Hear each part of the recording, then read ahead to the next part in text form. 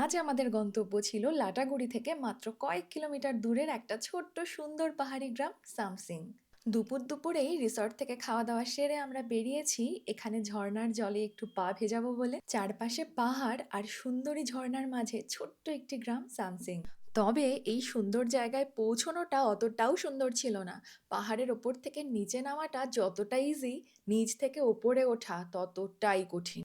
আমরা বেশ মজা করতে করতে গল্প করতে করতে নিচে নেমেছি, কিন্তু তারপর যখন আমরা উঠেছি আমাদের দম বেরিয়ে গেছিল। একটু যাই আর একটু ছবি তুলি, এখানে আমরা বৌমা শাশুড়ি মিলে একটু পোজ দিচ্ছিলাম। ছবি তুলে তারপরে আমরা গেছিলাম বাকি রাস্তাটা। লজ্জাবতীর পাতাকে বেশ খানিকটা লজ্জা দিয়ে এগিয়েই দেখি এই ভদ্রমহিলা দাঁড়িয়ে আছেন।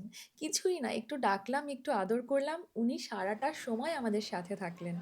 আজকের এই পাহাড়ের ঝর্ণার জলটা কিন্তু বেশ ঠান্ডা ছিল, তবে তাতে আমাদের বিশেষ অসুবিধা হয়নি।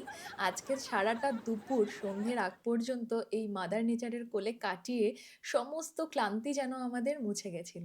এই সামসিংয়ের পাশেও কিন্তু একটা পাহাড়ি ছোট্ট বাজার আছে, কিন্তু আমরা সেখানে যেতে পারিনি, সন্ধে হয়ে গেছিল বলে। ওই যে বললাম, নিচ থেকে পাহাড়ের ওপরে ওঠাটা ভীষণ টাফ।